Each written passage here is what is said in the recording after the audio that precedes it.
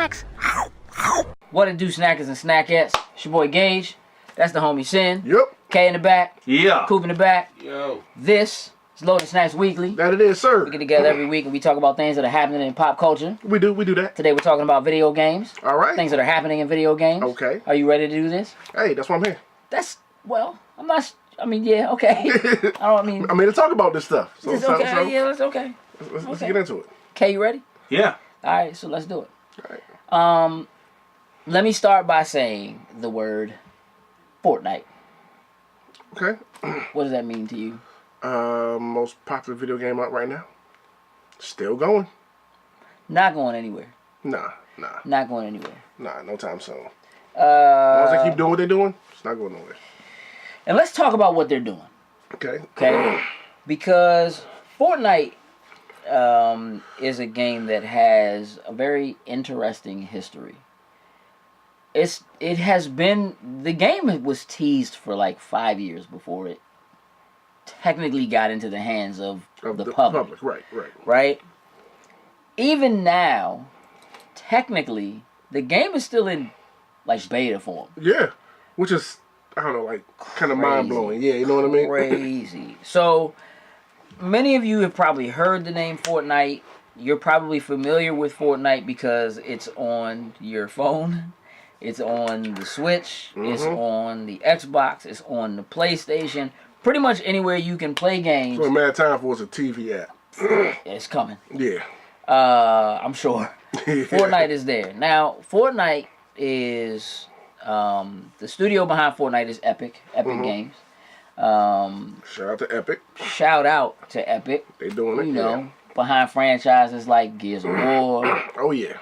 Bulletstorm. Yeah. Continue. I'm trying to think of them, but they do have a deep, rich history. It's very deep. Yeah. Yeah. Rich shooter history. Yeah. Shooter history. Yeah, and Fortnite right now is breaking in all the dough for them. So now what's interesting about Fortnite is that Fortnite, as most people probably know it in its current form, is different from the way it was originally released to the public. So when it was released as a cooperative game where you do some of the same things. It's a cartoon looking shooter. Where you, in the original game you are fighting basically zombies. Right. These creatures, there was something that happened to this town. They called it the storm. You're trying to clear out the storm, but you are building forts. Fortnite. Right. You're able to build on the fly. Yep. Set up defenses. Shoot. Also very loot based. You know what I'm saying? Right. Loot grind, loot based game. Play cooperatively, and as you play, you increase in your level, and you get new outfits, and you get new weapons, and you get better at different things and so forth. Right. So that's kind of the way the game started. And then the phenomenon that was PUBG, PlayerUnknown's Battlegrounds, and the Battle Royale format of games, which was not really introduced with PUBG. I mean, Battle Royale games existed before that, but that was the first one that really went caught on and made it popular. Yeah, made it popular. Yeah. And there was a little bit of controversy when Fortnite announced that they were doing a Battle Royale mode. PUBG, if you're not familiar with what a Battle Royale game is, the format is essentially this. You take a large map, you drop 50 to 100 players in all at the same time, and it is every man for himself, last man standing wins. Yep, no respawns, no coming back. That's it. The whole map is open to you, like... Just try to survive and be the last man standing. Yeah. In some cases, you start with nothing, and you have to scramble to try to find weapons, find resources, all that stuff. Right. And so that was basically what the PUBG formula was. You come in on a plane, everybody's on the plane together. Everybody jumps off of the plane, parachutes down, finds a spot to kind of hide out or wage war against assess their situation and everything. Right. Yeah. And you are chasing the chicken dinner. If you win the match. Congratulations. Winner, chicken dinner. Yep. Fortnite essentially took that PUBG formula. And the controversy came because one of the things that Epic does is they have a game engine that many publishers, well, video game developers use is Unreal. Yeah. Which is another one of their big games. So there was a contract between Epic and PlayUnknown, or the makers of PUBG, where they were using Unreal to do it, and they felt like there was some, there was a whole lot of rigmarole there. They was talking suing and some more things that never really happened. It didn't go that route. Nonetheless, the popularity of Fortnite, being that the game itself is free to play, Right. and is everywhere. And that it is less realistic when compared to something like PUBG. Yeah. So parents don't seem to mind the kids being on it. It's a phenomenon. Oh, it is. It's taking the world by storm. And it is making them, for a free-to-play game, a lot of money. So, one of the things that is a struggle for video games anyway these days is trying to figure out the best ways to monetize or continue to make money off of the games that people buy or that they have after they've already been released to the wild.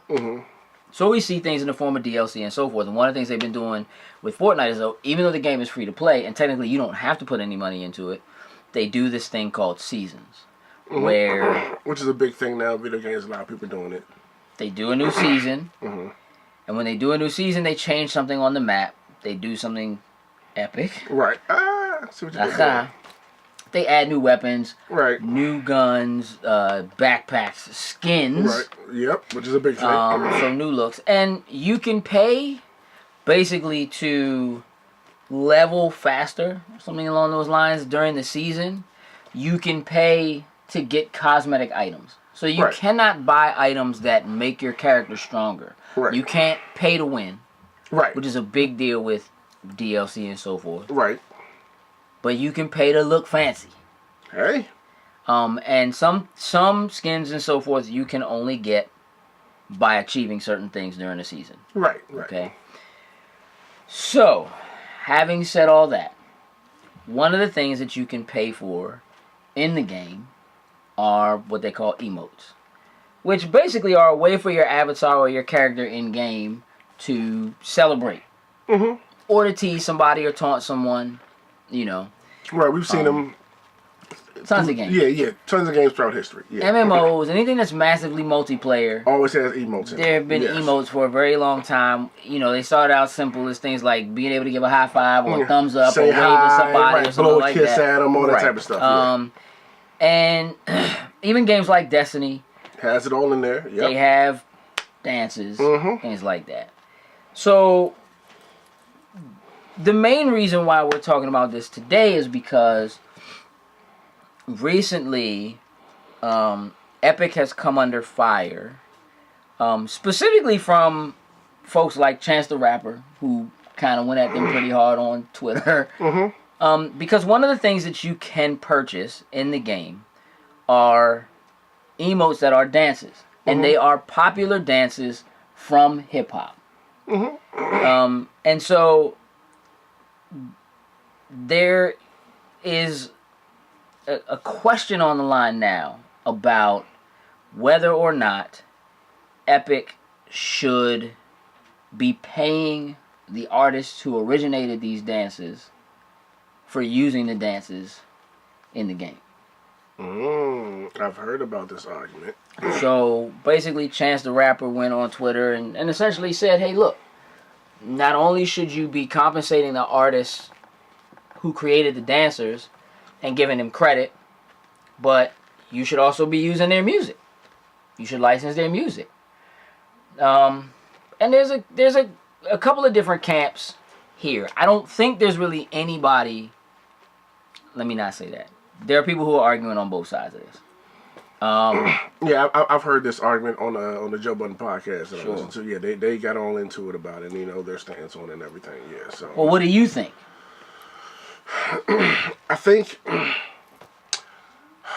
I do agree. Like I've seen these, all these dances. They're not just in Fortnite. It's just Fortnite is the biggest thing in the world right now. So that's why They're in 2K. Destiny. Right. They're in all these games, but Fortnite's the biggest one, so that's the one that, you know what I'm saying, is going to come under fire right now for it. I think... They're also making the most money. That too. They're making a dumb amount of money. Billions of dollars. Off of this. You know what I mean? They have pulled in over $1 billion on a game that technically is not released yet. That is in beta form. That's free to play. In just transactions that come at, you know what I mean? That it's crazy. I think that the people that created these dances that they're putting in, they should get something for it. Some form of compensation. I think they should. The trick is how to make all that work, like on those artists' ends. You know, it's trying to, because this is new territory that we're into. You know what I mean? So it's trying to figure out how can they go and like trademark these dances, because like, you know, something like the Running Man has been in, you know, it is an emote you most likely see in games all the time. Like, right. That would be something you have to license, and you got to go back and find out who created the Running Man. You know what I'm saying? And they would have to get a check. You know, it's new territory that we have to figure out. I do think that they should get something for it. You just don't know how they should do it. It's we have to figure out that landscape now. So I think the thing that's tricky about it. So let's look at a couple of things. So I've actually seen a couple of interviews with 2 Milli. Okay. How does he feel about it? Oh, he wants to get compensated. Okay. Right? He doesn't seem angry that they're using it. Mm-hmm. There are a couple of things that are happening. First and foremost, so there's a dance in the game. Well, there's a dance that 2 Milli created called the Milli Rock. Okay? I know they call it something different in Fortnite. They do. And that's part of the issue that he has. Because to him, he's saying he knows that they know that they took it from somewhere else. That's why they're calling it something different, to try to protect themselves from... Right. But they're not giving him technically. They're not calling it the Milli Rock. They give him his credit. Correct. Okay. You know, and so the thing about it is, dances, you can copyright a dance. Okay. Sort of. You can copyright the choreography to a dance, and he has copyrighted the choreography. Okay. Milli Rock. And as far as I know, the same thing has happened with The Shoot, which is not called The Shoot, but Block Boy JB, The Shoot, you see everybody doing The Shoot. Okay, that's right. Okay, okay. Right. So that's another one that's one of the most popular ones that's there. There are a couple of things here that I think are important to discuss. Mm-hmm. So Kay and I have had a lot of conversations about cultural appropriation. And most of the time, I don't feel like the things that people feel like are being appropriated actually are. I do feel like a lot of times the culture feels like something's being taken from them. In this instance, to me, this is the truest form of cultural appropriation. And the reason for it is because in this instance, especially in this instance, because it is in the here and now. These are not songs or dances that are old, like say the Running Man. Like the Running Man is a old, old dance. Right. Like you old. It's old like you. This is very in the moment, right? Okay. These are artists that currently exist, could and should get credit. And right now what you have are football players, soccer players, football players, who are celebrating when they score a touchdown, when they, you know, whatever, by doing what are being called Fortnite dances. And those dances are the Milli Rock, the Shoot, right? Okay. And so the majority of people who are watching those sports, who've never been introduced to 2 Milli, or never been introduced to like Block Boy JB, right?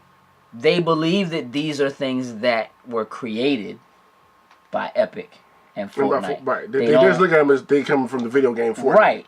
You see kids, you see Facebook videos, kids at the pool doing these dances, knowing that they have no idea where they came from, right? And Epic knows where they came from and is choosing to like go around giving credit where the credit is due, right? And so it's kind of twofold. You think that was their intention, or just that's a cool dance, let's just throw it in here as an emo? They didn't expect it to be as big as it probably has gotten.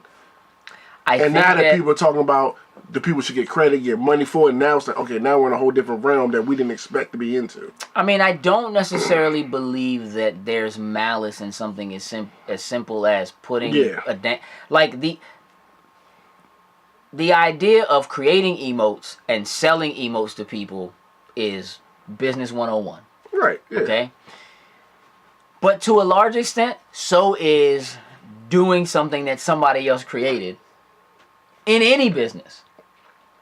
And not necessarily acting like it's yours, just not saying you got it from somewhere else. A, B, or C, right? That's not, when you look at it as a cultural appropriation thing, in this instance it's different. It's not just business, it's culture, but it is business.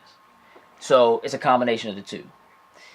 Do I believe that their intent was to make it so that people knew what the dance was and think that it came from Fortnite? No. I don't believe that at all. No. Do I believe that they knew they couldn't give it the real name without having to compensate the person who created it? Absolutely. Right, or else they would have just called it the Millie Rock. Right. And contacted him. Right. Or his management. Right, his people. Or whatever. Right. And said, hey, look, we got this thing going on. This is what we're doing. This is how much we charge. $2, $5, $10, whatever it is for the emote. We'd like to, use it. What do you think, right? And I actually, during one of the interviews, saw where 2 Millie talked about the fact that, like Soulja Boy, his dance is copywritten, which is why you don't see it in a whole bunch of places. And when you do see it, it's got his name on it. It's got the name of the dance on it, right? And he gets compensated for what it is. So I don't know whether or not 2 Millie waited until after the fact to copyright it. Gotcha. He may have. I don't know. Right.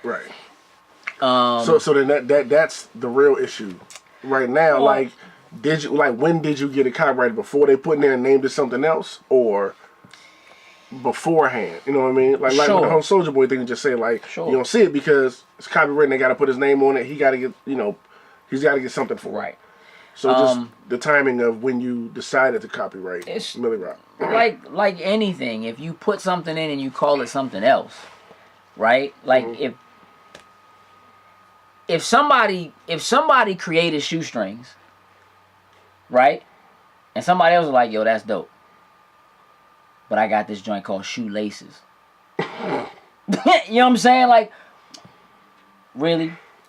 You know what I mean? Like, it's the same thing. In business, that kind of stuff happens all the time. Yeah, all the time. You have similar technology, you call it something different. You know what I mean? So, you have HDR10, you have Dolby Vision. Dolby created their version of HDR. You know what I mean? Like the technology. Sure, they would argue that there's a difference in the technology. For all intents and purposes, it does the same thing. Right? Some people might say one is better than the other. For all intents and purposes, it does the same thing, right? But you copyright it, you put a name on it. You know what I mean? So I think in the same sense that you couldn't copyright Battle Royale, so to speak, as a game. Like Capture the Flag is in almost every shooter there is. Right? It's a mode, and Battle Royale is more or less a mode. So the idea of Epic PUBG wanting to sue Epic for putting a Battle Royale mode that is very, very similar to PUBG. Like, everybody comes in on a plane, dives out of the plane. Like, you didn't have to do it that way. But that's what they did. You know what I mean? Like, you're copying it. You know what I mean? Oh, they did. They saw a market for it, and they jumped right on it. But can you sue for that? You see what I'm saying? Like, is that so?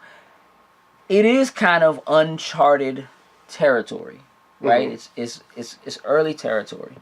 So I think first and foremost, it's about, is it appropriation? And should there be something in place to help keep that from being a thing? And then the other part of it is, obviously, should the people who created it get credit? I think anybody who's a creative or a creator should get credit for their work. Absolutely. Yeah. Right, Coop? Always. But that's always credit the person who did the artwork, or if that's what I'm saying. You know what I mean? I think it is up to the artist, though, to go out and protect themselves. Exactly. Go get that stuff copyrighted, have your paper trail and all that kind of stuff. For sure. You have to. Look, or else we run into these type of situations. I don't think you ever think to yourself, man, I'm about to make this dance. No, and then it's going to be in some game that's going to be, you know what I mean? Of course you didn't think that was going to happen, but it's one of them things where you have to protect yourself because you never know what's going to catch and what's going to happen. Hey, look, my man was like, yo, if they put the moonwalk in the game and they call that thing like the backslide, you know it's not the backslide. Right. You know it's the moonwalk. You know, straight whatever, up. right? But so it is about protecting yourself, but what about the appropriation side of it? So let's do this. Let's take a minute. Let's come back and talk about the appropriation side. Okay. All right. Loading snacks.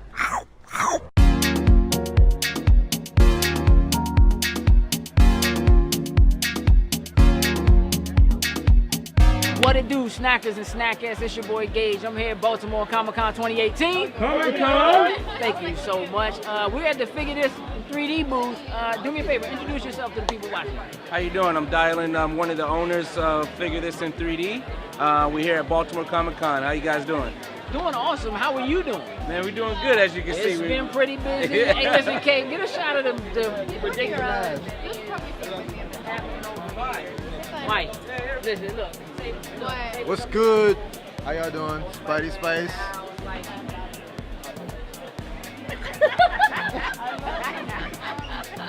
Oh wait. Yeah. So there it is. I call him Mini Me. Always on. Always on.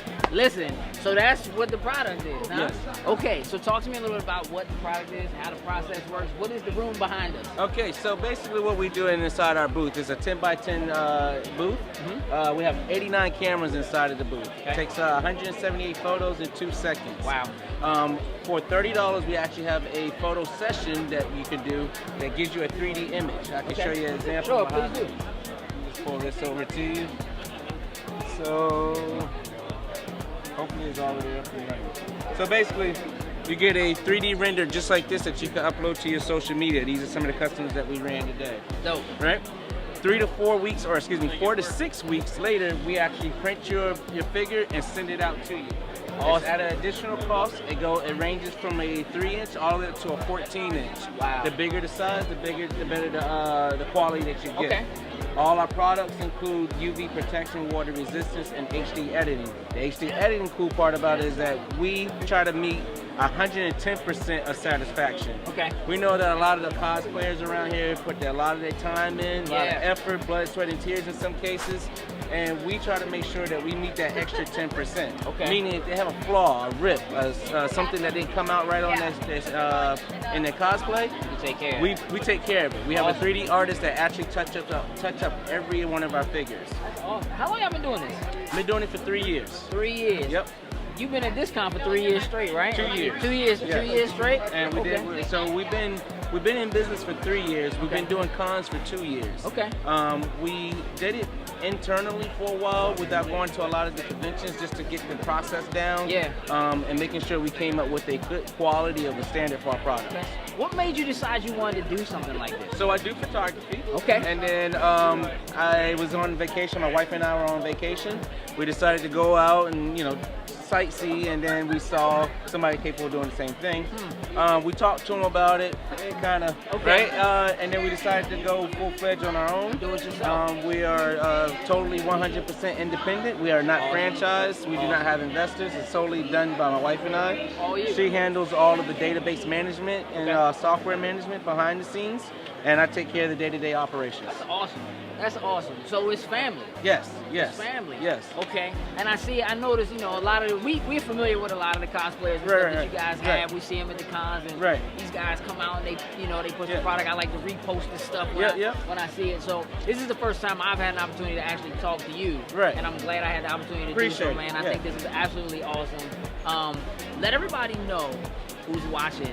If they're not at a con, how do they contact you? When can they get this done if it's not at a con? Right, so the best thing for us is to contact us is on Instagram or Facebook at Figure This in 3D. That's Figure This in the number 3D. And you can follow us there. We put up a lot of our information there on the site, or you can follow us on our website at www.figurethisin3d.com. Awesome. All our information is there on that. The next two events that we have is one in Atlanta. It's actually for a corporate event, so it's kind of private. Okay. But we do bodybuilding competitions just as well. Really? Yeah. Okay. So that'll be the last event that we do, which is in November. Okay. That's in Philadelphia. So anybody wants to come out, they can just hit us up and say, hey, I'm coming out there. We'll be glad to fit you in. Awesome. And that'll be it for this year, and then we'll start all over next year. Okay. You start early next year? No, we're not going to start early. We take a couple of months off. We stay. You gotta get. We gotta get recharged the batteries. I know how it goes. Man, we've been running since March of this year, and we've done a show to 2 shows every single month. Yeah, that's okay. Yeah. You deserve some rest. Yeah, we get some get a little bit of rest time. That's fair. Yeah. I understand it. Listen, I greatly appreciate you taking the time, man. Thank you for stopping by. I know it's busy here. Yep. It's very busy here, y'all. Yeah. Be More Comic Con is doing what it always does, and it's staying busy. So we're gonna go check out the rest of the con. Y'all make sure y'all follow the information y'all saw below. Hit the ding-a-ling bell so you know when you see the videos pop up, you get a notification. We're gonna do this. I'm out. Toodles and loos. Thank you. Loading snacks. So look, do you feel like the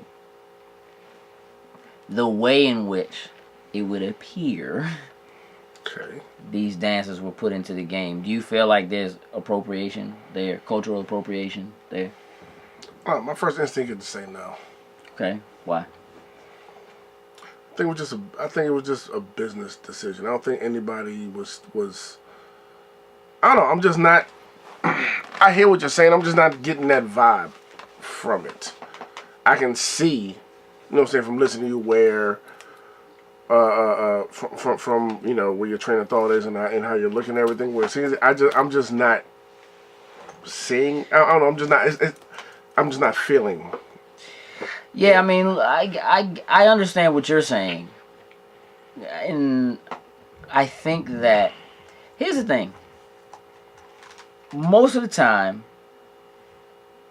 it is assumed that appropriation is spiteful. That it is something that is purposefully done to prevent people from knowing where something came from. Right. I don't necessarily believe that. Like, the intention doesn't necessarily have to be, hey, let's go shoplift that. Right. And take it and then make it so that nobody knows where we got it from, so to speak, right? And so I think it was a popular bit like, all right, emotes, let's go out there and look for some stuff. Someone said, ooh, this is a cool dance. Let's do it. They did it in a business way. All right, let's take it. Let's change the name so we don't get in trouble for it. I think it was just take stuff that's popular, take the traditional stuff and the popular stuff and make it emotes, and then all this backlash and blow up from it happened. That's what I think happened. I don't think that's why I'm saying I'm not feeling like the cultural appropriation like ness on it. So, I agree to a certain extent. The issue that I have and why I would label it appropriation, even if the initial point wasn't to do that, is if you knew it was something that somebody else came up with, and you took it and you named it something different so that you don't get in trouble for it or you don't run into it, that in and of itself says that there's purpose behind it, right? But then when it's brought to your attention, how you handle it then, right? It would be very easy for a company as large, as powerful, and with as much money as Epic has to simply issue a statement and say, hey, our intent was not to, and we would absolutely love to work with and give credit to, but they haven't done that. Very true. And they're not doing that. And I don't think they're going to unless someone makes them. I would be willing to wager that before they would actually take those steps, they would pull it from the game.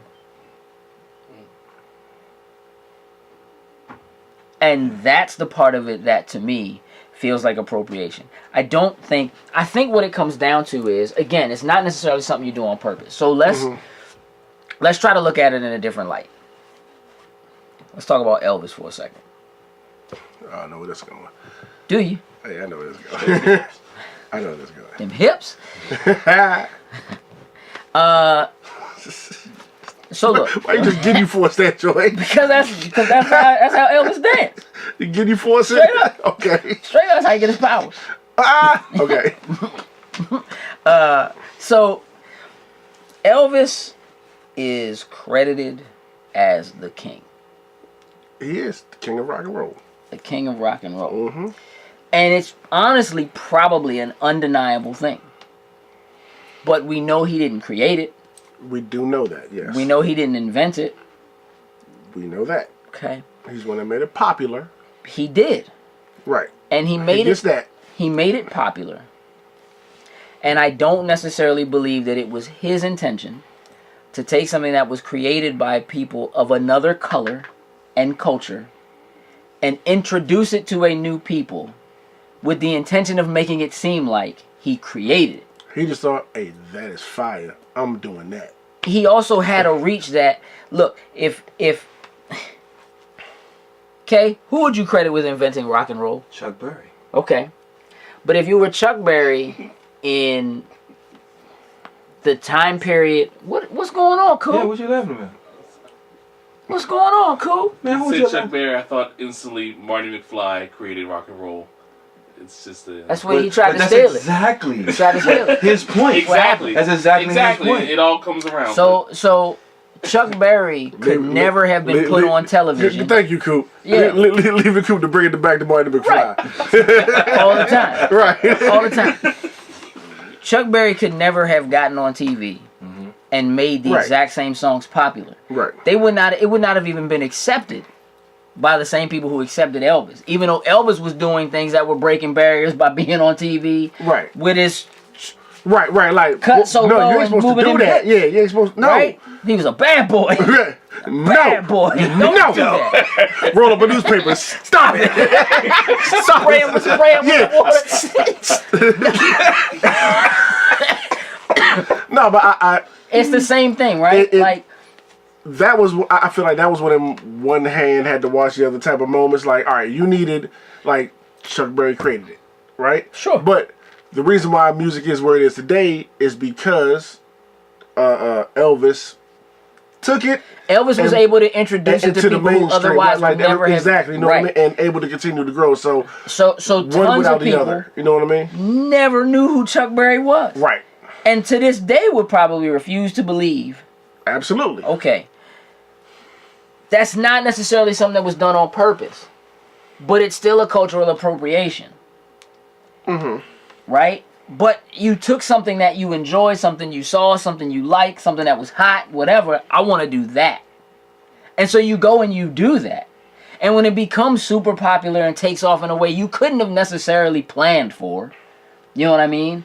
It just happens that way. Well, now there are all of these people who you then can't necessarily be Elvis and bring Chuck Berry on stage and be like, oh, not him. Yeah. You know what I mean? Because people would be like, no. You know what I mean? Especially not at that This time, guy right? here. But let's think about this for a second. Hip-hop is, while it is the most popular music on the planet, it is still deemed a dangerous music. Oh, it is. Come on now. When China bans, you know what I mean? Sure, but China banned video. I'm just to your point. You know what I mean? Like saying like it's so dangerous, whatever. And when a whole country decides to just ban it, you know what I mean? Like, right? Just to add to your point. There are kids right now who would do a dance called the shoot, whose parents would be like, "What are you doing?" "Oh, it's the shoot." Nah. You ain't shooting. Yeah, you know what I mean? Like, Right. and their parents are not gonna let them sit in front of the TV and watch somebody named Block Boy JB. 2 Milli is not the kind of person that a lot of these young white kids, Asian kids, any super suburban child. They need somebody named Jaden Christensen to do the 2 milli for them to. Maybe for it to be, maybe right. They need something like Fortnite to introduce it to them, and in this case, we are in a time and place and period where credit could be given, where the song could play behind them, even if it was just the beat. You don't have to play the lyrics, but you could play the track behind them when they do the dance, right? And give credit to that producer. Yeah, right? Yeah. Pay that producer. There's way more options available now than there's ever been. That's more of the issue. It begins to feel like an obstinate level of like, nah, we want to kind of keep the credit because you got to think about it on this level. The kind of name recognition that somebody like 2 Milli could get or should get when an NFL player scores a touchdown and millions of people are watching, and those people do a touchdown dance that is the Milli Rock, happens, and somebody mentions the Milli Rock and mentions 2 Milli on national TV during prime time, it's playing in the stadium, whatever, but instead of it being his name and his song, they say, oh, they down there doing the Fortnite dances. Right. What? But like Fortnite doesn't necessarily want to give that up, right? Because you just mentioned Fortnite on that same stage, on national TV, prime time. That's advertising for free that some famous football player just gave you. Some famous guy in FIFA just gave you, right? They're on the sidelines of the NBA game doing the Fortnite dances, even if those guys know, oh, that's the shoot. Oh, that's the Milli Rock, right? The people who are the ones who are announcing it to the people who are at home watching it on TV are not calling it that. No, they're doing Fortnite dances. Yeah. They're giving it to Fortnite. When Jimmy Fallon, who is super well known for being involved in hip hop, I mean, The Roots is his band. Yeah. Real talk. Was just on the Breakfast Club. But when he brings BTS on the Jimmy Fallon show, and they do an entire segment where they do Fortnite dances, play the dance from Fortnite, and then Jimmy and the guys from BTS try to do those dances. Yeah. Who's getting that credit? Right? Fortnite's getting it. But Fortnite could fix that. Because they could have it be like, you could still show the characters from Fortnite doing the dances, have the title of Fortnite up there, and still say, we're doing the Milli Rock. Right. You know what I'm saying? Hell, make him a character. They could be sharing that. Sure. Hey, listen. 2 Milli skin? But peep game. Because what you got to understand again, Fortnite Epic just signed a deal with the NFL. They're getting ready to release skins of every NFL team in Fortnite. Yeah. So that is another. And then NFL guys are out there doing those Fortnite dances when they score a touchdown that are dances that someone else created that's not getting any credit for it. Yeah. And they could. Because if the NFL made a deal with them, they paid. Oh, absolutely. Trust and believe. Oh. They paid. Well, they paid a grip. Because they basically the only game. They're right now, think about it. Yeah, go ahead. EA has the license for the NFL. Besides, nobody else and it's been that way for years. Almost 2 decades. Yep. And they've just given those rights, at least in some portion, to Fortnite. Bruh. This is a game that is so big that they basically made Sony get on their knees and do crossplay. Yes. That's how big this game is. And we know how Sony's been about crossplay. That's how many people it's in front of. So, while I can't sit here and say, nah, they doing it on purpose, or they did it on purpose, and they're trying not to give credit where credit is due. Yeah. I have to say that there's a certain amount of obstinance when it's being brought to your attention, and you're not taking the steps that you could to very easily say, yo, I just made $1 billion in like 6 months. I mean, I could share some of that. You know what I mean? Truth be told, it's not like all their emotes are like. Absolutely not. We're really talking about like 4. You know what I mean? Like we're really talking about. We're talking about like 2 right now. Yeah, literally, that's what I'm saying. Like, right. But like I said, like earlier, if you're gonna open up the door for one, you have to open up the door for other dances. Sure. And stuff like that, right? So we're really talking about just a handful out of all the emotes you have. Right. That you would have to sit down and talk with these people. Well, look, and again, it puts you in a position to negotiate and again make skins of that person, right? Yeah. Do a skin of that person. Play some of that track in the background. You know, there's any number of Put things the music that they in the could game, do, deals right. That's what I'm saying. There's any number of deals that they could work with people to give them some level of credit to make sure that they're credited for what they created, so that it helps to prevent the appropriation or the loss of knowledge of where something was created or where it came from. We as a species are always struggling to figure out where something started. By Fortnite doing this, it'll prevent this from happening in the future. People be more. No doubt. Yeah, people be more. They'll be paying attention more. And it look going in the future. I think that a lot of the celebrities who play Fortnite, or the ones who know about the rappers who play Fortnite, should be a little more involved too. You think of someone like Drake, who has been known to play Fortnite. Oh, absolutely, yeah. You know, but he's also known to work with these new rappers as well too. Drake, all of those, yeah. Exactly. Just coming out and saying something, yeah. I'll just jump out right now. Drake flute. Let's just leave it at that. He flute. We're not even. I mean, I'm saying not necessarily Drake. But again, but it is something like him. But that's what I'm saying. Like Chance the Rapper is the one who really jumped out there and started it. You know what I mean? He went on Twitter and added Epic. You know what I mean? And added Fortnite and added 2 million. Was like, yo, they need to not only credit these people, they should work with them and get the music and like he wants to see people get credit for the work that they do. And in the same way that if you were on the creative team at Fortnite and you have these assets that you created, these trees, these guns, these audio effects, these sounds, these all that kind of stuff, like you want credit for that, right? Like it's important to you to have your name in the credits when the credits roll on your game. Wherever it is people have to go to see who created the game, you want your name in there. Why should it be any different from what you took from somebody else? Yeah, because if somebody takes your stuff and puts it in something else, you'd be quick to sue. The lawyers will be on the phone. You'd be about it. So I really think that's my biggest issue, is how they've gone about it since it's been brought to their attention and what they're doing about it. And like everybody who's reached out to them, they basically have given them like the no comment, you know what I mean, kind of thing. And it's disappointing to me. It's disappointing to me because they're in a position where they could do something about it, and they're choosing not to. They could be a leader. They could be a forefront. People can, look to them as being. Sure. Stuff like that is always tricky in games because now you got to be in a place where you got to think, all right, what if I want to re-release this game later, right? It's like Fortnite Classic or something 10 years from now.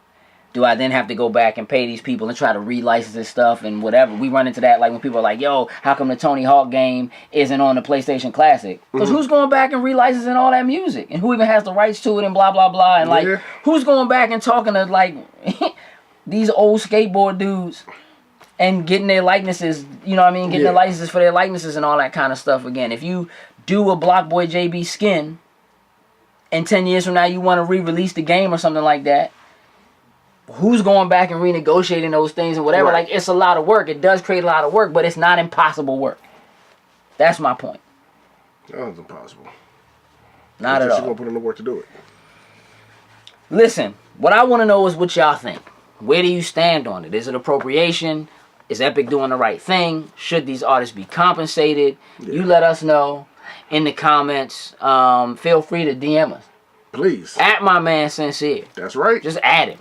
Yo, at Sincere. You was wrong. Do it. Please. Say it all the time. Please. We wanna thank y'all for paying attention to what we were saying, listening to us. Make sure that you like, share, you subscribe. Always, please. Hit the Ding-a-ling bell. my man. And with that, we can wrap it up. I think so. Call it a day. I think so. All right. Toodles and loos.